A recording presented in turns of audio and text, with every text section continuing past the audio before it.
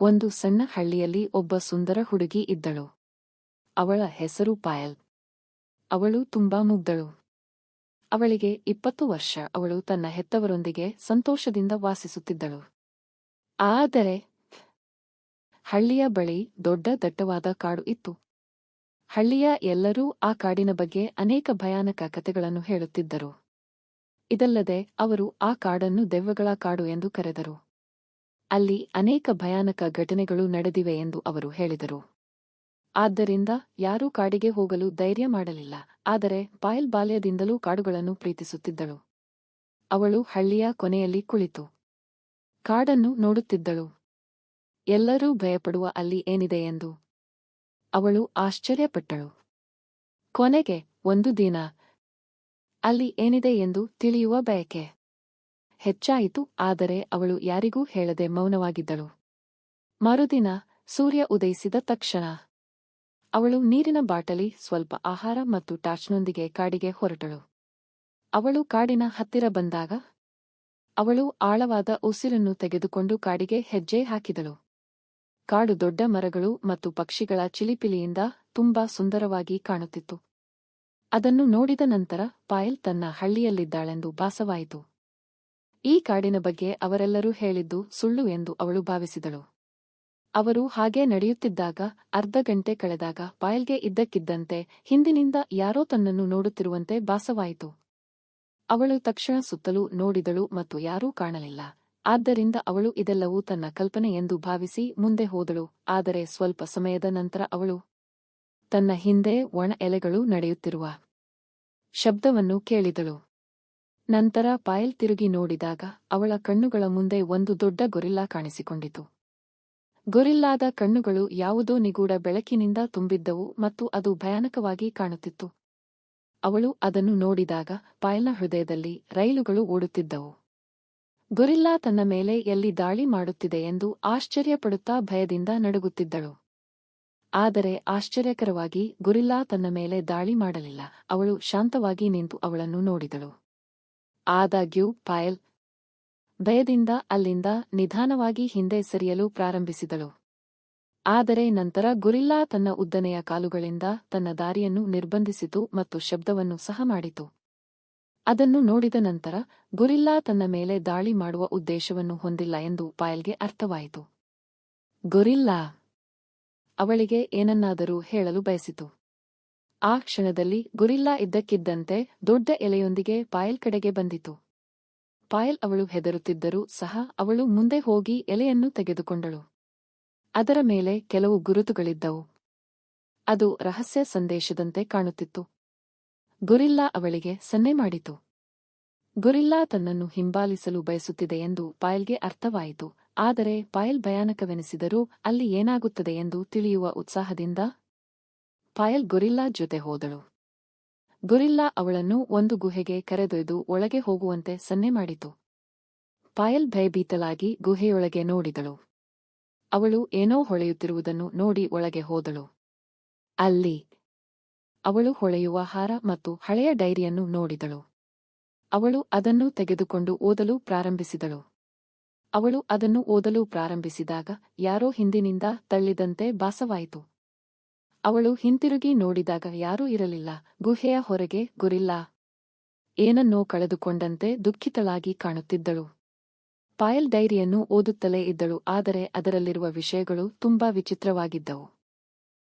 Gorilla ಮುಂದೆ ಶಾಪದಿಂದಾಗಿ ಅದನ್ನು ಓದಲು ಪ್ರಾರಂಭಿಸಿದಾಗ ಯಾರೋ ಹಿಂದಿನಿಂದ ತಳ್ಳಿದಂತೆ ಭಾಸವಾಯಿತು. ಅವಳು ಹಿಂತಿರುಗಿ ನೋಡಿದಾಗ ಯಾರೂ ಇರಲಿಲ್ಲ. ಗುಹೆಯ ಹೊರಗೆ ಗೊರಿಲ್ಲಾ ಏನನ್ನೋ ಕಳೆದುಕೊಂಡಂತೆ ದುಃಖಿತಳಾಗಿ ಕಾಣುತ್ತಿದ್ದಳು. ಪಾಯಲ್ ಡೈರಿಯನ್ನು ಓದುತ್ತಲೇ ಇದ್ದಳು. ಆದರೆ ಅದರಲ್ಲಿರುವ ವಿಷಯಗಳು ತುಂಬಾ ವಿಚಿತ್ರವಾಗಿದ್ದವು. ಗೊರಿಲ್ಲಾ ಮುಂದೆ ಶಾಪದಿಂದಾಗಿ ಒಬ್ಬ ಮನುಷ್ಯ ಗೊರಿಲ್ಲಾ ಆಗಿ ಮಾರ್ಪಟ್ಟಿದ್ದನು. ಇದರ ಸಾರಾಂಶವೆಂದರೆ ಒಬ್ಬ ಮುಗ್ಧ ವ್ಯಕ್ತಿ ಯಾವುದೇ ಸ್ವಾರ್ಥವಿಲ್ಲದೆ ಸಹಾಯ ಮಾಡಲು ಸಾಧ್ಯವಾದರೆ ಗೊರಿಲ್ಲಾ ಶಾಪದಿಂದ ಮುಕ್ತಳಾಗುತ್ತಾಳೆ. ಇದನ್ನೆಲ್ಲ ಓದಿದ ನಂತರ ಪಾಯಲ್ ಆಘಾತಕ್ಕೊಳಗಾದಳು. ಇದೆಲ್ಲವೂ ನಿಜವೇ? ನನಗೆ ನಿಜವಾಗಿಯೂ ನಿಮ್ಮ ಸಹಾಯ ಬೇಕೇ ಅಥವಾ ನಾನು ಅಪಾಯದಲ್ಲಿದ್ದೇನೆಯೇ? ಗೊರಿಲ್ಲಾ ಒಂದು ಕ್ಷಣ ಭಯದಿಂದ ಗೊರಿಲ್ಲಾವನ್ನು ನೋಡಿತು. ಅವಳು ತನ್ನನ್ನೇ ನೋಡುತ್ತಿರುವಂತೆ ಭಾಸವಾಯಿತು. ಅವಳು ಧೈರ್ಯ ತಂದುಕೊಂಡು ಮತ್ತೆ ಡೈರಿ ಓದಲು ಪ್ರಾರಂಭಿಸಿದಳು. ಅದರಲ್ಲಿ ಶಾಪವನ್ನು ತೆಗೆದುಹಾಕಲು ಒಂದು ಮಾರ್ಗವಿತ್ತು, ಆದರೆ ಅದು ಸ್ಪಷ್ಟವಾಗಿಲ್ಲ. ಅದರಲ್ಲಿ ಒಂದು ಮಂತ್ರ ಮತ್ತು ವಿಶೇಷ ದಿನದ ಉಲ್ಲೇಖವೂ ಇತ್ತು. ಅವಳಿಗೆ ಏನೂ ಅರ್ಥವಾಗಲಿಲ್ಲ. ಗೊರಿಲ್ಲಾ ಒಂದು ಸನ್ನೆ ಮಾಡಿ ಅವಳನ್ನು ಕಾಡಿಗೆ ಕರೆದೊಯ್ದಿತು. ಆದರೆ ನಡೆಯುತ್ತಿದ್ದಾಗ ಪಾಯಲ್ ಗೊರಿಲ್ಲಾ ಹೆದರಿರುವುದನ್ನು ಗಮನಿಸಿದಳು. ಅವಳು ದಿಗ್ಭ್ರಮೆಗೊಂಡಿದ್ದಾಗ ಅವರು ಒಂದು ಸರೋವರವನ್ನು ತಲುಪಿದರು. ಸರೋವರ ಶಾಂತವಾಗಿತ್ತು. ಗೊರಿಲ್ಲಾ ನೀರಿನೊಳಗೆ ನೋಡುವಂತೆ ಸನ್ನೆ ಮಾಡಿತು. ಪಾಯಲ್ ನೀರಿನೊಳಗೆ ನೋಡಿದಳು. ಅವಳ ಪ್ರತಿಬಿಂಬವು ತುಂಬಾ ವಿಚಿತ್ರವಾಗಿ ಕಾಣುತ್ತಿತ್ತು. ಯಾವುದೋ ಶಕ್ತಿ ಅವಳನ್ನು ಒಳಗಿನಿಂದ ಎಳೆಯುತ್ತಿರುವಂತೆ ಭಾಸವಾಯಿತು. ಅವಳು ಭಯಗೊಂಡು ಹಿಂದೆ ಸರಿದಳು. ಆಗ ಗೊರಿಲ್ಲಾ ಅವಳ ಕೈಯನ್ನು ಹಿಡಿದು ಭಯಪಡಬೇಡ ಎಂದು ಹೇಳಿತು. ಆ ಕ್ಷಣದಲ್ಲಿ ಸರೋವರದಿಂದ ಗಂಭೀರವಾದ ಧ್ವನಿ ಕೇಳಿಸಿತು. ನೀವು ಈ ಗೊರಿಲ್ಲಾಗೆ ಸಹಾಯ ಮಾಡಲು ಬಯಸಿದರೆ ನಿಮ್ಮಲ್ಲಿರುವ ಅತ್ಯಂತ ಅಮೂಲ್ಯವಾದ ವಸ್ತುವನ್ನು ನೀವು ತ್ಯಾಗ ಮಾಡಬೇಕಾಗುತ್ತದೆ. ಅದನ್ನು ಕೇಳಿ ಅವಳು ಆಘಾತಕ್ಕೊಳಗಾದಳು. ಗೊರಿಲ್ಲಾ ಮುಗ್ಧರಿಗೆ ಸಹಾಯ ಮಾಡಬೇಕೇ ಅಥವಾ ಅವಳು ಅಪಾಯದಲ್ಲಿ ಸಿಲುಕುತ್ತಾಳೆಯೇ? ಅವಳಿಗೆ ಏನೂ ಅರ್ಥವಾಗಲಿಲ್ಲ. ಆ ಕ್ಷಣದಲ್ಲಿ ಸರೋವರದಿಂದ ಮತ್ತೊಂದು ಶಬ್ದ ಕೇಳಿಸಿತು. ಅವಳು ಹೇಳಿದಳು, ಬೇಗ ನಿರ್ಧಾರ ತೆಗೆದುಕೊಳ್ಳಿ, ನಿನಗೆ ಹೆಚ್ಚು ಸಮಯವಿಲ್ಲ. ಗೊರಿಲ್ಲಾವನ್ನು ನೋಡುತ್ತಾ ಅವಳು ಸಹಾಯವನ್ನು ಹುಡುಕುತ್ತಿರುವಂತೆ ತೋರುತ್ತಿತ್ತು. ಈಗ ಅವಳ ಬಳಿ 2 ಆಯ್ಕೆಗಳಿವೆ. ಅವಳು ಈಗ ಏನು ನಿರ್ಧರಿಸುತ್ತಾಳೆಂದು ನೀವು ಯೋಚಿಸುತ್ತೀರಿ? ರಹಸ್ಯವನ್ನು ಕಂಡುಹಿಡಿಯಲು ಅವಳಿಗೆ ಸಹಾಯ ಮಾಡುವುದೇ? ಅಥವಾ ಅಲ್ಲಿಂದ ಓಡಿ ಹೋಗಿ ಅವಳ ಜೀವವನ್ನು ಉಳಿಸುವುದೇ? ಕಾಮೆಂಟ್ ಮಾಡಿ. ನಿಮಗೆ ತಿಳಿದಿದೆ, ಆದರೆ ಇಲ್ಲಿ ಈ ಗೊರಿಲ್ಲಾ ಬಳಲುತ್ತಿದೆ. ಅವಳು ತುಂಬಾ ಭರವಸೆಯಿಂದ ತನ್ನನ್ನೇ ನೋಡುತ್ತಾಳೆ. ಸರೋವರದಿಂದ ಮತ್ತೆ ಅದೇ ಸಂದೇಶ ಬರುತ್ತದೆ. ಬೇಗನೆ ನಿರ್ಧರಿಸಿ. ನಂತರ ಅವಳು ಮೃದುವಾಗಿ ಸರೋವರವನ್ನು ಕೇಳುತ್ತಾಳೆ. ನನ್ನಲ್ಲಿರುವ ಅತ್ಯಂತ ಅಮೂಲ್ಯವಾದ ವಸ್ತು ಯಾವುದು? ನಿಮ್ಮ ಮನಸ್ಸು ಅದನ್ನು ನಿಮಗೆ ಹೇಳುತ್ತದೆ ಎಂದು ಸರೋವರ ಉತ್ತರಿಸುತ್ತದೆ. ಆದರೆ ಅದು ನಿಮಗೆ ತುಂಬಾ ಪ್ರಿಯವಾಗಿರಬೇಕು. ಅವಳು ಆಲೋಚನೆಯಲ್ಲಿ ಮುಳುಗುತ್ತಾಳೆ. ನನಗೆ ಯಾವುದು ಪ್ರಿಯ? ನನ್ನ ಕುಟುಂಬ, ನನ್ನ ಸ್ವಾತಂತ್ರ್ಯ, ನನ್ನ ಆಸ್ತಿ? ಅವಳು ಗೊರಿಲ್ಲಾವನ್ನು ನೋಡುತ್ತಾ ಅದು ಏನು ಎಂದು ಯೋಚಿಸುತ್ತಾಳೆ. ಅದು ತನಗೆ ಸಹಾಯ ಮಾಡುತ್ತದೆ ಎಂಬ ನಂಬಿಕೆಯಿಂದ ಅವಳು ಅದನ್ನು ನೋಡುತ್ತಾಳೆ. ಪಾಯಲ್ ಧೈರ್ಯವನ್ನು ಒಟ್ಟುಗೂಡಿಸಿ, ನಾನು ನನ್ನನ್ನು ತ್ಯಾಗ ಮಾಡಲು ಸಿದ್ಧನಿದ್ದೇನೆ, ಆದರೆ ನೀನು ಯಾರು ಮತ್ತು ಇದು ನಿನಗೆ ಏಕೆ ಸಂಭವಿಸಿತು ಎಂದು ನಾನು ತಿಳಿದುಕೊಳ್ಳಲು ಬಯಸುತ್ತೇನೆ. ಗೊರಿಲ್ಲಾ ಸರೋವರದ ಕಡೆಗೆ ತೋರಿಸುತ್ತಾಳೆ. ನಂತರ ಅದರಲ್ಲಿ ಅಲೆಗಳು ಏಳುತ್ತವೆ ಮತ್ತು ಅವರ ಮೇಲೆ ಒಂದು ಕತೆ ಕಾಣಿಸಿಕೊಳ್ಳುತ್ತದೆ. ಗೊರಿಲ್ಲಾ ಒಬ್ಬ ರಾಜಕುಮಾರ, ಪ್ರಬಲ ಸಾಮ್ರಾಜ್ಯದ ಉತ್ತರಾಧಿಕಾರಿ. ಅವನ ಹೆಸರು ಅರುಣ್. ಅವನು ಬಲಶಾಲಿ, ಸುಂದರ, ಧೈರ್ಯಶಾಲಿ ಮತ್ತು ಒಳ್ಳೆಯವನು. ಒಂದು ದಿನ ಅವನು ಕಾಡಿನಲ್ಲಿರುವ ಮಹಿಳೆಗೆ ಸಹಾಯ ಮಾಡಲು ನಿರಾಕರಿಸುತ್ತಾನೆ. ಅವಳು ಕೋಪಗೊಂಡು ಅವನನ್ನು ಕುರಿಯಾಗಿ ಪರಿವರ್ತಿಸುತ್ತಾಳೆ. ಒಳ್ಳೆಯ ಹುಡುಗಿ ನಿನಗಾಗಿ ತಾನು ಹೆಚ್ಚು ಪ್ರೀತಿಸುವುದನ್ನು ತ್ಯಾಗ ಮಾಡಿದಾಗ ನೀನು ಮತ್ತೆ ಮನುಷ್ಯನಾಗುತ್ತೀಯ. ಇದನ್ನೆಲ್ಲ ನೋಡಿ ಪಾಯಲ್ ಆಘಾತಕ್ಕೊಳಗಾಗಿ ಗೊರಿಲ್ಲಾಗೆ, ನಿನ್ನ ನೋವು ನನಗೆ ಅರ್ಥವಾಯಿತು, ನಾನು ನಿನಗೆ ಸಹಾಯ ಮಾಡುತ್ತೇನೆ ಎಂದು ಹೇಳುತ್ತಾಳೆ. ಮತ್ತೆ ನೀವು ತ್ಯಾಗ ಮಾಡಿದರೆ ಪಾಯಲ್ ತನ್ನ ಕುಟುಂಬವನ್ನು ಮುಚ್ಚುವ ಮೊದಲು ಕಣ್ಣೀರು ಅವನ ಕಣ್ಣುಗಳಿಂದ ಬರುತ್ತಿದೆ. ಅವಳಿಗೆ ಏನೂ ನೆನಪಿಲ್ಲ. ನಂತರ ಅವಳು ಅರುಣ್ಣನ್ನು ನನಗೆ ಏನಾಯಿತು ಎಂದು ಕೇಳುತ್ತಾಳೆ. ಆಗ ಅರುಣ್, ನೀನು ನಿನ್ನ ಜೀವನದಲ್ಲಿ ಅಮೂಲ್ಯವಾದ ವ್ಯಕ್ತಿ ಎಂದು ಹೇಳುತ್ತಾನೆ. ಅವನು ಹೇಳುತ್ತಾನೆ, ನೀನು ನಿನ್ನ ಹಿಂದಿನ ಕಾಲವನ್ನು ತ್ಯಾಗ ಮಾಡಿದೆ ಎಂದು, ನಂತರ ನಾನು ನನ್ನ ಕುಟುಂಬವನ್ನು ಮತ್ತೆಂದೂ ನೋಡಲಾರೆ ಎಂದು ಅವಳು ದುಃಖಿತಳಾಗುತ್ತಾಳೆ. ಅದಕ್ಕೆ ಅರುಣ್ ಹೇಳುತ್ತಾಳೆ, ನಿನ್ನ ನೋವು ನನಗೆ ತಿಳಿದಿದೆ, ಆದರೆ ನನ್ನನ್ನು ನಂಬು. ನಿನ್ನ ಜೀವನದ ಕೊನೆಯವರೆಗೂ ನಿನ್ನನ್ನು ಸಂತೋಷವಾಗಿಡಲು ಪ್ರಯತ್ನಿಸುತ್ತಲೇ ಇರುತ್ತೇನೆ ಎಂದು. ಅವಳು ಹೇಳುತ್ತಾಳೆ, ಕತೆ ನನ್ನ ಜೀವನದಲ್ಲಿ ಅಮೂಲ್ಯವಾಗಿದ್ದರೆ ನಿನಗಾಗಿ ಅದನ್ನು ತ್ಯಾಗ ಮಾಡುವುದರಲ್ಲಿ ಯಾವುದೇ ತಪ್ಪಿಲ್ಲ ಎಂದು ಕೇಳಿದಾಗ ಅವಳ ಕಣ್ಣಲ್ಲಿ ನೀರು ಬರುತ್ತದೆ. ಆಗ ಅರುಣ್ ಅವಳ ಕೈ ಹಿಡಿದು ಲಕುಗೆ ಅವಳನ್ನು ಯಾವಾಗಲೂ ಸಂತೋಷವಾಗಿಡುತ್ತೇನೆ ಎಂದು ಭರವಸೆ ನೀಡುತ್ತಾನೆ. ನೀನು ಭೇಟಿಯಾಗಲು ಒಂದು ದೊಡ್ಡ ಕಾರಣವಿದೆ ಎಂದು ಹೇಳುತ್ತಾನೆ. ಲಕು ಅವರನ್ನು ಆಶೀರ್ವದಿಸುತ್ತಾನೆ. ಅರುಣ್ ಅವಳಿಗೆ ಧನ್ಯವಾದ ಹೇಳುತ್ತಾನೆ ಮತ್ತು ಅವಳನ್ನು ತನ್ನೊಂದಿಗೆ ಕರೆದುಕೊಂಡು ಹೋಗುತ್ತೇನೆ ಎಂದು ಹೇಳುತ್ತಾನೆ. ಅವಳಿಗೆ ಅವಳ ಹಿಂದಿನ ಕಾಲದ ಬಗ್ಗೆ ಏನೂ ನೆನಪಿಲ್ಲ. ಅವನನ್ನು ನಂಬುತ್ತಾಳೆ ಮತ್ತು ಅವಳು ಹೊರಟು ಹೋಗುತ್ತಾಳೆ. ಇಬ್ಬರೂ ಹಳ್ಳಿಯ ಕಡೆಗೆ ಹೋಗುತ್ತಾಳೆ. ಆದರೆ ಹಳ್ಳಿಯಲ್ಲಿ ಜನರು ಅವರಿಗೆ ತುಂಬಾ ಅಸ್ತವ್ಯಸ್ತವಾಗಿರುವಂತೆ ತೋರುತ್ತದೆ. ಒಬ್ಬ ವೃದ್ಧ ಮಹಿಳೆ ಹೇಳುತ್ತಾಳೆ, ಇದು ಗೊರಿಲ್ಲಾ ಅರುಣ್ ಏನಾಯಿತು ಎಂದು ಹೇಳಲು ಪ್ರಯತ್ನಿಸುತ್ತಾನೆ, ಆದರೆ ಯಾರೂ ಕೇಳುವುದಿಲ್ಲ. ಈ ಗೊರಿಲ್ಲಾ ನಮ್ಮ ಹಳ್ಳಿಯಲ್ಲಿ ಅನೇಕ ಜನರಿಗೆ ಹಾನಿ ಮಾಡಿದೆ. ಇಲ್ಲಿ ಉಳಿಯಲು ಯಾವುದೇ ಹಕ್ಕಿಲ್ಲ, ಒಬ್ಬ ಹುಡುಗ ಕೂಗುತ್ತಾನೆ. ನಂತರ ಅರುಣ್ ಅವಳನ್ನು ಕರೆದುಕೊಂಡು ಕಾಡಿಗೆ ಹೋಗುತ್ತಾನೆ.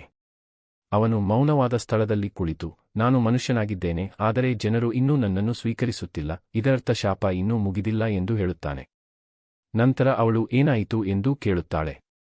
ನನಗೆ ಗೊತ್ತಿಲ್ಲ, ಆದರೆ ನೀವು ನಿಜವಾಗಿದ್ದರೆ ನಾವು ಶಾಪದ ಬಗ್ಗೆ ಸಂಪೂರ್ಣವಾಗಿ ತಿಳಿದುಕೊಳ್ಳಬೇಕು. ಅರುಣ್ ಹೇಳುತ್ತಾನೆ, ನೀವು ಹೇಳಿದ್ದು ಸರಿ, ನಾವು ಅದರ ಬಗ್ಗೆ ತಿಳಿದುಕೊಳ್ಳಬೇಕು. ನಾವು ಮತ್ತೆ ಸರೋವರಕ್ಕೆ ಹೋಗಬೇಕು. ಇಬ್ಬರು ಬೆಳಗಿನ ಜಾವಕ್ಕಾಗಿ ರಾತ್ರಿಯಿಡೀ ಕಾಯುತ್ತಾರೆ. ಅವರು ಮುಂಜಾನೆ ಸರೋವರಕ್ಕೆ ಹೋಗುತ್ತಾರೆ. ಎಲ್ಲವೂ ಗೊಂದಲದ ಸ್ಥಿತಿಯಲ್ಲಿದೆ. ನೀರು ಕಪ್ಪು ಬಣ್ಣಕ್ಕೆ ತಿರುಗಿದೆ. ಅರುಣ್ ಸರೋವರಕ್ಕೆ ಹೇಳುತ್ತಾನೆ, ನೀವು ಶಾಪ ಹೋಗಿದೆ ಎಂದು ಹೇಳಿದ್ದೀರಿ, ಆದರೆ ಜನರು ನನ್ನನ್ನು ಸ್ವೀಕರಿಸುತ್ತಿಲ್ಲ. ಶಾಪ ನಿಜವಾಗಿಯೂ ಹೋಗಿದೆಯೋ ಇಲ್ಲವೋ? ನಂತರ ಸರೋವರದಿಂದ ಒಂದು ಶಬ್ದ ಬರುತ್ತದೆ, ನಿಮ್ಮ ಶಾಪ ಹೋಗಿದೆ, ಆದರೆ ಅವಳ ತ್ಯಾಗ ಪೂರ್ಣಗೊಂಡಿಲ್ಲ. ಅವಳಿಗೆ ಏನೂ ಅರ್ಥವಾಗುತ್ತಿಲ್ಲ. ಅದು ಹೇಗೆ? ಅವಳು ಸರೋವರವನ್ನು ಕೇಳುತ್ತಾಳೆ, ನೀವು ನಿಮ್ಮ ಹಿಂದಿನದನ್ನು ತ್ಯಾಗ ಮಾಡಿದ್ದೀರಿ, ಆದರೆ ಅದು ಕೇವಲ ಮೇಲ್ನೋಟದ ವಿಷಯ. ಆದರೆ ನೀವು ನಿಮ್ಮ ಆತ್ಮದೊಳಗಿನಿಂದ ತ್ಯಾಗ ಮಾಡಬೇಕಾದ ಶಾಪವನ್ನು ತೆಗೆದುಹಾಕಲು. ಅರುಣ್ ಕೋಪದಿಂದ ಕೂಗುತ್ತಾನೆ, ಅವಳು ಈಗಾಗಲೇ ಬಹಳಷ್ಟು ಕಳೆದುಕೊಂಡಿದ್ದಾಳೆ ಮತ್ತು ಅದು ತುಂಬಾ ಅನ್ಯಾಯವಾಗಿದೆ. ನಂತರ ಸರೋವರವು ಈ ಶಾಪವು ಅವಳ ತ್ಯಾಗಕ್ಕೆ ಸಂಬಂಧಿಸಿದೆ ಎಂದು ಹೇಳುತ್ತದೆ. ಅವಳು ಇದನ್ನು ಮಾಡದಿದ್ದರೆ ನೀವು ಮತ್ತೆ ಗೊರಿಲ್ಲಾ ಆಗಿ ಬದಲಾಗುತ್ತೀರಿ. ಈ ಬಾರಿ ಯಾರೂ ನಿಮ್ಮನ್ನು ಉಳಿಸಲು ಸಾಧ್ಯವಿಲ್ಲ. ಪಾಯಲ್, ನಾನು ತ್ಯಾಗ ಮಾಡುತ್ತೇನೆ ಎಂದು ಹೇಳುತ್ತಾಳೆ. ಆಗ ಅರುಣ್ ಅವಳನ್ನು ತಡೆಯಲು ಪ್ರಯತ್ನಿಸುತ್ತಾಳೆ, ಆದರೆ ಅವಳು, ನನ್ನ ತ್ಯಾಗ ನಿನಗೆ ಒಳ್ಳೆಯದನ್ನು ತರುವುದಾದರೆ ನಾನು ಅದಕ್ಕೆ ಸಿದ್ಧನಿದ್ದೇನೆ ಎಂದು ಹೇಳುತ್ತಾಳೆ ಮತ್ತು ಲಕ್ಷ್ಗೆ ಹೇಳುತ್ತಾಳೆ. ಅವಳು ತನ್ನ ನಿರ್ಧಾರವನ್ನು ಹೇಳುತ್ತಾಳೆ. ನಂತರ ಸರೋವರವು ಈ ಬಾರಿ ನೀವು ನಿಮ್ಮ ಆಸೆಗಳನ್ನು ಮತ್ತು ಕನಸುಗಳನ್ನು ತ್ಯಾಗ ಮಾಡಬೇಕಾಗುತ್ತದೆ. ಅಂದರೆ ನಿಮ್ಮ ಜೀವನದಲ್ಲಿ ಯಾವುದೇ ಸಂತೋಷವಿರುವುದಿಲ್ಲ ಎಂದು ಹೇಳುತ್ತದೆ. ನೀವು ಇತರರಿಗಾಗಿ ಬದುಕುವ ನೆರಳು ಮಾತ್ರ.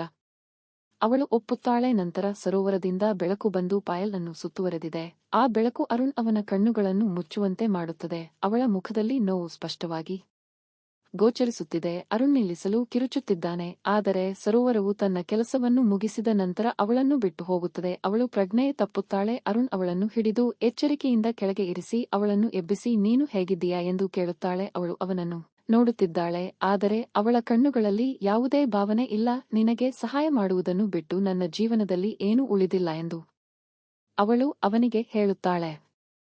ಆಗ ಅರುಣ್, ಒಬ್ಬ ಹುಡುಗಿ ಅವನಿಗಾಗಿ ತನ್ನ ಇಡೀ ಜೀವನವನ್ನು ಕಳೆದುಕೊಂಡಿದ್ದಾಳೆ ಎಂದು ಅಸಮಾಧಾನಗೊಳ್ಳುತ್ತಾನೆ. ಅರುಣ್ ಅವಳ ಕೈ ಹಿಡಿದು, ನಿನ್ನ ತ್ಯಾಗವನ್ನು ವ್ಯರ್ಥ ಮಾಡಲು ನಾನು ಬಿಡುವುದಿಲ್ಲ ಎಂದು ಹೇಳುತ್ತಾನೆ. ಅವನು ಒಂದು ಕ್ಷಣ ನಿಂತು, ಸರೋವರವು ನಿಜವಾಗಿಯೂ ಇಡೀ ಕಥೆಯನ್ನು ಹೇಳಿದೆಯೇ ಅಥವಾ ಬೇರೆ ಏನಾದರೂ ರಹಸ್ಯವಿದೆಯೇ ಎಂದು ಹೇಳುತ್ತಾನೆ. ಆದರೆ ಪಾಯಲ್ ಉತ್ತರಿಸುವುದಿಲ್ಲ. ಅವಳು ನಿಜವಾದ ಮನುಷ್ಯನಂತೆ ಅಲ್ಲ, ಅವಳು ಗೊಂಬೆಯಂತೆ ಮೌನವಾಗಿರುತ್ತಾಳೆ. ಆಗ ಅರುಣ್, ನನ್ನಿಂದಾಗಿ ನಿನ್ನ ಜೀವನ ಈ ರೀತಿ ಬದಲಾಗಿದೆ ಎಂದು ದುಃಖಿಸುತ್ತಾನೆ. ಅದಕ್ಕೆ ಅವಳು, ನನಗೆ ಈಗ ಯಾವುದೇ ಆಸೆಗಳಿಲ್ಲ ಎಂದು ಹೇಳುತ್ತಾಳೆ. ಅರುಣ್, ನನ್ನ ಜೀವನದ ಉದ್ದೇಶ ನಿನಗೆ ಸಹಾಯ ಮಾಡುವುದಷ್ಟೇ ಎಂದು ಹೇಳುತ್ತಾನೆ. ಅವನು ಕೋಪದಿಂದ ಸರೋವರದ ಕಡೆಗೆ ಕೂಗುತ್ತಾನೆ, ನಾನು ತಪ್ಪು ಮಾಡಿದೆ, ನನಗೆ ಶಿಕ್ಷೆಯಾಗುತ್ತಿದೆ. ಈ ಮುಗ್ಧ ಜನರನ್ನು ನೀವು ಅನಗತ್ಯವಾಗಿ ಏಕೆ ಬಲಿ ನೀಡುತ್ತಿದ್ದೀರಿ? ನಿನ್ನ ತಪ್ಪಿಗೆ ಶಿಕ್ಷೆ ಅನುಭವಿಸುತ್ತಿದ್ದೇನೆ ಎಂದು ಹೇಳುತ್ತಾಳೆ. ಆದರೆ ಅವಳು ಈ ಪರಿಸ್ಥಿತಿಯನ್ನು ತಾನೇ ಆರಿಸಿಕೊಂಡಳು. ಆದಾಗ್ಯೂ ಶಾಪವು ಅವಳ ಸ್ವಂತ ಕರ್ಮದಿಂದ ಮಾತ್ರ ಬರುವುದಿಲ್ಲ. ಶಾಪದ ಹಿಂದೆ ಬೇರೆ ಯಾವುದೇ ರಹಸ್ಯವಿದೆಯೇ ಎಂದು ಅರುಣ್ ಕೇಳುತ್ತಾನೆ. ಹೌದು, ಇದೆ. ನಿನ್ನ ಶಾಪವು ಮಾಟಗಾತಿಯ ಕೋಪದಿಂದ ಮಾತ್ರ ಬಂದಿಲ್ಲ. ನಿನ್ನ ಕುಟುಂಬಕ್ಕೆ ಸಂಬಂಧಿಸಿದ ಹಳೆಯ ಖಾತೆಗಳಿವೆ. ವಾಸ್ತವವಾಗಿ ನಿನ್ನ ಪೂರ್ವಜರು ಮಾಟಗಾತಿಯ ಹಳ್ಳಿಯನ್ನು ಆಕ್ರಮಿಸಿ ಅವಳ ಕುಟುಂಬಕ್ಕೆ ಹಾನಿಯನ್ನುಂಟು ಮಾಡಿದರು. ಅವಳು ಹೇಗಾದರೂ ಸೇಡು ತೀರಿಸಿಕೊಳ್ಳುವುದಾಗಿ ಪ್ರತಿಜ್ಞೆ ಮಾಡಿದಳು. ನಿನ್ನ ತಂದೆ ಅದನ್ನು ತಡೆಯಲು ಪ್ರಯತ್ನಿಸಿದರು, ಆದರೆ ಕೊನೆಯಲ್ಲಿ ಶಾಪವು ನಿನ್ನನ್ನು ಹಿಡಿದಿತು. ಇದೆಲ್ಲವನ್ನೂ ಕೇಳಿದ ನಂತರ ಅರುಣ್ ಆಘಾತಕ್ಕೊಳಗಾಗುತ್ತಾನೆ. ಅವನಿಗೆ ವಿಷಯ ಸಂಪೂರ್ಣವಾಗಿ ಅರ್ಥವಾಯಿತು. ಇದು ನಿಜವಾಗಿದ್ದರೆ ಈ ಶಾಪವನ್ನು ಸಂಪೂರ್ಣವಾಗಿ ತೆಗೆದುಹಾಕುವ ಮಾರ್ಗವನ್ನು ನನಗೆ ಹೇಳಿ. ಅದಕ್ಕಾಗಿ ನೀವು ಮಾಟಗಾತಿಯನ್ನು ಹುಡುಕಿ ಹಿಡಿಯಬೇಕು. ಅವಳು ಈ ಕಾಡಿನಲ್ಲಿ ಎಲ್ಲೋ ಅಡಗಿಕೊಂಡಿರಬೇಕು, ಆದರೆ ಅವಳನ್ನು ಹುಡುಕುವುದು ಸಾವನ್ನು ಆಹ್ವಾನಿಸಿದಂತೆ. ಆಗ ಪಾಯಲ್ ಅರುಣ್ಗೆ ಧೈರ್ಯ ತುಂಬುತ್ತಾ, ನಾನು ಅವನ ಜೊತೆ ಇರುತ್ತೇನೆ ಅಂತ ಹೇಳುತ್ತಾಳೆ. ಆಗ ಅರುಣ್, ನೀನು ನನ್ನಿಂದಾಗಿ ಸೋತೆ, ಇನ್ನು ಮುಂದೆ ಇಲ್ಲ ಅಂತ ಹೇಳುತ್ತಾಳೆ. ಅದಕ್ಕೆ ಅವಳು ಈಗ ನಾನು ನಿನ್ನ ಜೊತೆ ಇದ್ದೇನೆ ಅಂತ ಹೇಳುತ್ತಾಳೆ. ಜೀವನವು ನಿಮಗೆ ಸಹಾಯ ಮಾಡುವುದನ್ನು ಹೊರತುಪಡಿಸಿ ನಿಷ್ಪ್ರಯೋಜಕ ಎಂದು ಅವನು ಹೇಳುತ್ತಾನೆ. ಅವರಿಬ್ಬರೂ ಮಾಟಗಾತಿಯನ್ನು ಹುಡುಕಲು ಒಟ್ಟಿಗೆ ಹೋಗುತ್ತಾರೆ. ಅವರು ಕಾಡಿನ ಅತ್ಯಂತ ಅಪಾಯಕಾರಿ ಸ್ಥಳಕ್ಕೆ ಹೋಗುತ್ತಾರೆ. ಕಾಡು ಪ್ರಾಣಿಗಳ ಗರ್ಜನೆ ಕೂಡ ಅವರನ್ನು ತಡೆಯಲು ಸಾಧ್ಯವಾಗಲಿಲ್ಲ. ಅವರು ಹೋಗುವಾಗ ಕಪ್ಪು ಬಳ್ಳಿಗಳಿಂದ ಸುತ್ತುವರಿದ ಗುಡಿಸಲನ್ನು ನೋಡುತ್ತಾರೆ. ಒಳಗಿನಿಂದ ಹೊಗೆ ಬರುತ್ತದೆ. ಅದು ಅವಳ ಸ್ಥಳ ಎಂದು ಅವರು ಭಾವಿಸಿ ಬಾಗಿಲು ತಟ್ಟುತ್ತಾರೆ. ಒಳಗಿನಿಂದ ಒಂದು ಕರ್ಕಶಧ್ವನಿ ಕೇಳುತ್ತದೆ. ಒಳಗಿನಿಂದ ಒಂದು ಕರ್ಕಶಧ್ವನಿ ಕೇಳುತ್ತದೆ. ಇಲ್ಲಿಗೆ ಬರುವುದು ಅಪಾಯಕಾರಿ ಎಂದು ನಿಮಗೆ ತಿಳಿದಿಲ್ಲವೇ? ಆಗ ಅರುಣ್ ನನ್ನ ಕುಟುಂಬವು ನಿಮಗೆ ಮಾಡಿದ್ದಕ್ಕೆ ನಾಚಿಕೆಪಡುತ್ತೇನೆ. ನಾನು ನಿಮ್ಮಲ್ಲಿ ಕ್ಷಮೆಯಾಚಿಸಲು ಬಂದಿದ್ದೇನೆ ಎಂದು ಹೇಳುತ್ತಾನೆ. ಆಗ ಭಯಾನಕ ನೋಟ ಮತ್ತು ಬೆಂಕಿಯಂತಹ ಕಣ್ಣುಗಳನ್ನು ಹೊಂದಿರುವ ವೃದ್ಧ ಮಹಿಳೆ ಹೊರಬರುತ್ತಾಳೆ. ನೀವು ಇಲ್ಲಿಗೆ ಬರಲು ಎಷ್ಟು ಧೈರ್ಯ? ಕ್ಷಮೆಯಾಚನೆಯು ನಿಮ್ಮ ತಪ್ಪನ್ನು ಒಪ್ಪಿಕೊಳ್ಳುವಂತೆ ಮಾಡುತ್ತದೆ ಎಂದು ಅವಳು ಕೇಳುತ್ತಾಳೆ. ಕ್ಷಮೆಯಾಚನೆ ಸಾಕಾಗುವುದಿಲ್ಲ ಎಂಬುದು ನಿಜ, ಆದರೆ ತಪ್ಪನ್ನು ಸರಿಪಡಿಸಲು ನಾನು ಏನು ಬೇಕಾದರೂ ಮಾಡಲು ಸಿದ್ಧನಿದ್ದೇನೆ. ಆಗ ಮಾಟಗಾತಿ ಪಾಯಲ್ ಕಡೆಗೆ ನೋಡಿ, ಅವಳು ಯಾರು? ಅವಳು ನಿಮ್ಮ ಕುಟುಂಬದ ಸದಸ್ಯೆ? ಆಗ ಪಾಯಲ್, ಇಲ್ಲ, ನನಗೆ ಈ ಜಗತ್ತಿನಲ್ಲಿ ಯಾರೂ ಇಲ್ಲವೇ ಎಂದು ಹೇಳುತ್ತಾಳೆ. ಆ ಮುದುಕಿ ಮುಗುಳ್ನಗುತ್ತಾ ಅರುಣ್ಗೆ ಹೇಳುತ್ತಾಳೆ, ಅವಳು ನಿನ್ನ ಜೀವನದ ಶಕ್ತಿ ಮತ್ತು ದೌರ್ಬಲ್ಯ ಎಂದು. ನೀನು ಶಾಪವನ್ನು ಮುರಿಯಲು ಬಯಸಿದರೆ ನೀನು ಅತ್ಯಂತ ಅಮೂಲ್ಯವಾದ ವಸ್ತುವನ್ನು ತ್ಯಾಗ ಮಾಡಬೇಕು ಎಂದು ಅವಳು ಹೇಳುತ್ತಾಳೆ. ಅದು ಏನು ಎಂದು ಅರುಣ್ ಕೇಳುತ್ತಾನೆ. ಅವಳು ನೀನು ಪಾಯಲ್ಲನ್ನು ಬಿಟ್ಟು ಹೋಗಬೇಕು ಅಂತ ಹೇಳುತ್ತಾಳೆ. ಅವಳು ತನ್ನ ಪ್ರಾಣವನ್ನೇ ಪಣಕ್ಕಿಟ್ಟು ನನಗೆ ತುಂಬಾ ಸಹಾಯ ಮಾಡಿದ್ದಾಳೆ. ನಾನು ಅವಳನ್ನು ಬಿಟ್ಟು ಹೋಗಲು ಸಾಧ್ಯವಿಲ್ಲ. ಆಗ ವೃದ್ಧೆ, ಶಾಪ ಮರೆತು ಬಿಡುವ ಅಂತ ಹೇಳುತ್ತಾಳೆ. ಪಾಯಲ್ ಅವನನ್ನು ಮನವೊಲಿಸಲು ಪ್ರಯತ್ನಿಸುತ್ತಾಳೆ, ಆದರೆ ಅರುಣ್ ಅವಳನ್ನು ಒಂಟಿಯಾಗಿ ಬಿಡಲು ನಿರಾಕರಿಸುತ್ತಾಳೆ. ಪಾಯಲ್, ನನ್ನ ಜೀವನದಲ್ಲಿ ಈಗ ಏನೂ ಇಲ್ಲ, ನಿನ್ನ ವಿಮೋಚನೆ ನನ್ನ ನಿಜವಾದ ಮಹತ್ವಾಕಾಂಕ್ಷೆ ಅಂತ ಹೇಳುತ್ತಾಳೆ. ಈಗ ಅರುಣ್ ಒಪ್ಪದೆ ಬೇರೆ ದಾರಿಯಿಲ್ಲ. ಅರುಣ್ ಮಾಟಗಾತಿಯನ್ನು ಕೇಳುತ್ತಾಳೆ. ಅವಳು ಅವಳನ್ನು ಬಿಟ್ಟು ಹೋಗುತ್ತಾಳೆಯೇ? ಶಾಪ ನಿಜವಾಗಿಯೂ ಹೋಗುತ್ತದೆ? ಹೌದು, ಆದರೆ ಹೋಗುವುದಷ್ಟೇ ಅಲ್ಲ, ನೀನು ಅವಳನ್ನು ಮರೆಯಬೇಕು ಅಂತ ಹೇಳುತ್ತಾಳೆ. ಆದರೆ ಅದು ಸುಲಭವಲ್ಲ, ಅದು ಮನಸ್ಸು ಮತ್ತು ದೇಹವನ್ನು ತುಂಬಾ ನೋಯಿಸುತ್ತದೆ. ಅರುಣ್, ಸರಿಯೇ ಅಂತ ಹೇಳುತ್ತಾಳೆ. ಆಗ ವೃದ್ಧೆ ಹೊಳೆಯುವ ದ್ರವವಿರುವ ಬಟ್ಟಲನ್ನು ಹೊರತೆಗೆದಳು. ಅರುಣ್, ಈ ದ್ರವವನ್ನು ಕುಡಿಯುವ ಮೂಲಕ ನೀವು ಪಾಯಲ್ನ ಹಿಂದಿನದನ್ನು ಮರೆತು ಬಿಡುತ್ತೀರಿ, ಆದರೆ ಅದರ ಪರಿಣಾಮ ನಿಮ್ಮ ಮನಸ್ಸು ಮತ್ತು ದೇಹದ ಮೇಲೆ ತುಂಬಾ ಬಲವಾಗಿರುತ್ತದೆ ಅಂತ ಹೇಳುತ್ತಾಳೆ. ಅರುಣ್ ದ್ರವವನ್ನು ತೆಗೆದುಕೊಂಡು ಪಾಯಲ್ ಬಳಿಗೆ ಹೋಗುತ್ತಾಳೆ. ಪಾಯಲ್, ನಾನು ಈ ನಿರ್ಧಾರವನ್ನು ನಿನಗೆ ಹೇಳಲಿಲ್ಲ. ಅದು ನಿನ್ನ ತ್ಯಾಗ, ಅದನ್ನು ವ್ಯರ್ಥವಾಗಿ ಬಿಡಬಾರದು ಎಂದು ನಾನು ನನ್ನ ಮೇಲೆಯೇ ನಿರ್ಧಾರ ತೆಗೆದುಕೊಂಡೆ. ನಾನು ನಿನಗೆ ಉಂಟುಮಾಡಿದ ಪ್ರತಿಯೊಂದು ನೋವಿಗೂ ನಾನು ಪ್ರಾಮಾಣಿಕವಾಗಿ ಕ್ಷಮೆಯಾಚಿಸುತ್ತೇನೆ ಎಂದು ಅವರು ಹೇಳುತ್ತಾರೆ. ಇದಕ್ಕೆ ಪಾಯಲ್ ನಗುತ್ತಾ, ನಾನು ಈಗ ನಿನಗಾಗಿ ಎಲ್ಲವನ್ನೂ ತ್ಯಾಗ ಮಾಡಿದ್ದೇನೆ ಎಂದು ಹೇಳುತ್ತಾರೆ. ನಿನಗೆ ಸ್ವಾತಂತ್ರ್ಯ ಸಿಗದಿದ್ದರೆ ಅದರ ಅರ್ಥವೇನು? ಅರುಣ್ ಔಷಧಿ ಕುಡಿಯುತ್ತಾನೆ. ನೋವಿನಿಂದ ಬಳಲುತ್ತಿರುವ ಪಾಯಲ್ಗೆ ಸಹಾಯ ಮಾಡಲು ಬಯಸುತ್ತಾನೆ, ಆದರೆ ಮಾಟಗಾತಿ ಅವಳನ್ನು ತಡೆಯುತ್ತಾಳೆ. ಕೊನೆಗೆ ಅವನಿಗೆ ಪಾಯಲ್ನ ಮುಖ ನೆನಪಾಗುತ್ತದೆ ಮತ್ತು ಪ್ರಜ್ಞೆ ತಪ್ಪುತ್ತದೆ. ಅವನು ಮತ್ತೆ ಎಚ್ಚರವಾದಾಗ ಅವನಿಗೆ ಏನೂ ನೆನಪಿಲ್ಲ. ಅವನು ಸುತ್ತಲೂ ನೋಡುತ್ತಾ ನಾನು ಏಕೆ ಇಲ್ಲಿದ್ದೇನೆ ಎಂದು ಕೇಳುತ್ತಾನೆ. ಈ ಹುಡುಗಿ ಯಾರು? ಆಗ ಮಾಟಗಾತಿ, ನೀನು ಶಾಪದಿಂದ ಮುಕ್ತಳಾಗಿದ್ದೇನೆ ಎಂದು ಹೇಳುತ್ತಾಳೆ. ಆದರೆ ನಿನಗೆ ಹೇಗೆ ಎಂದು ನೆನಪಿಲ್ಲ. ನೀನು ಸ್ವತಂತ್ರವಾಗಿ ಬದುಕಬಹುದು. ಆಗ ಪಾಯಲ್, ನಿನ್ನ ಜೀವನ ಹೊಸದಾಗಿ ಪ್ರಾರಂಭವಾಗುತ್ತದೆ ಎಂದು ಹೇಳುತ್ತಾಳೆ. ಮಾಟಗಾತಿ ಪಾಯಲ್ಗೆ ನೀನು ಮಾಡಿದ ತ್ಯಾಗ ಅಮರವಾಗಿರುತ್ತದೆ ಎಂದು ಹೇಳುತ್ತಾಳೆ. ನೀನು ಅಸ್ತಿತ್ವವಿಲ್ಲದೆ ನೆರಳಿನಂತೆ ಉಳಿಯುತ್ತೀಯಾ ಎಂದು ಹೇಳುತ್ತಾಳೆ. ಬೇರೆಯವರಿಗೆ ಏನಾದರೂ ಒಳ್ಳೆಯದು ಸಂಭವಿಸಿದರೆ ಅದು ನನಗಾಗಿರುತ್ತದೆ ಎಂದರ್ಥ. ಅರುಣ್ ಮಾಟಗಾತಿಗೆ ಧನ್ಯವಾದ ಹೇಳಿ ಹೊರಟು ಹೋಗುತ್ತಾನೆ ಎಂದು ಪಾಯಲ್ ಹೇಳುತ್ತಾಳೆ. ಅವನು ಈಗ ಸಂಪೂರ್ಣವಾಗಿ ಸ್ವತಂತ್ರನಾಗಿದ್ದಾನೆ, ಆದರೆ ಅದನ್ನು ಪಡೆಯಲು ಅವನು ಯಾವ ತ್ಯಾಗ ಮಾಡಬೇಕೆಂದು ಅವನಿಗೆ ಎಂದಿಗೂ ತಿಳಿದಿಲ್ಲ. ಪಾಯಲ್ ಮಾಟಗಾತಿಯನ್ನು ಕೇಳುತ್ತಾಳೆ, ಈಗ ನನ್ನ ಜೀವನ ಏನು? ನೀವು ನಿಗೂಢ ಶಕ್ತಿಯ ಭಾಗವಲ್ಲ, ನಿಮ್ಮ ಏಕೈಕ ಗುರಿ ಇತರರಿಗೆ ಸಹಾಯ ಮಾಡುವುದು. ಅದು ಹೇಳುತ್ತದೆ, ಅಸ್ತಿತ್ವವು ಅಸ್ತಿತ್ವದಲ್ಲಿದೆ, ನಿಮ್ಮ ಕೆಲಸ ಮುಗಿಯುವವರೆಗೂ ನಿಮ್ಮ ಆತ್ಮವು ಈ ಕಾಡಿನಲ್ಲಿ ಅಲೆದಾಡುತ್ತದೆ. ಇದು ನನ್ನ ಜೀವನದ ನಿಜವಾದ ಅರ್ಥವೇ? ನಾನು ಇದನ್ನು ಮಾಡುತ್ತೇನೆ. ಅವನು ಅದನ್ನು ಎಚ್ಚರಿಕೆಯಿಂದ ಪೂರ್ಣಗೊಳಿಸುತ್ತೇನೆ ಎಂದು ಹೇಳುತ್ತಾನೆ. ಸ್ನೇಹಿತರೆ, ಈ ಕತೆ ನಿಮಗೆ ಇಷ್ಟವಾದರೆ ಲೈಕ್ ಮಾಡಿ, ನಿಮ್ಮ ಸ್ನೇಹಿತರೊಂದಿಗೆ ಹಂಚಿಕೊಳ್ಳಿ ಮತ್ತು ನೀವು ಕತೆಯನ್ನು ಹೇಗೆ ಇಷ್ಟಪಟ್ಟಿದ್ದೀರಿ ಎಂದು ಕಾಮೆಂಟ್ಗಳಲ್ಲಿ ನಮಗೆ ತಿಳಿಸಿ. ದಯವಿಟ್ಟು ಲೈಕ್ ಮಾಡಿ ಮತ್ತು ಶೇರ್ ಮಾಡಿ ಮತ್ತು ನೋಡಿದ್ದಕ್ಕಾಗಿ ಧನ್ಯವಾದಗಳು.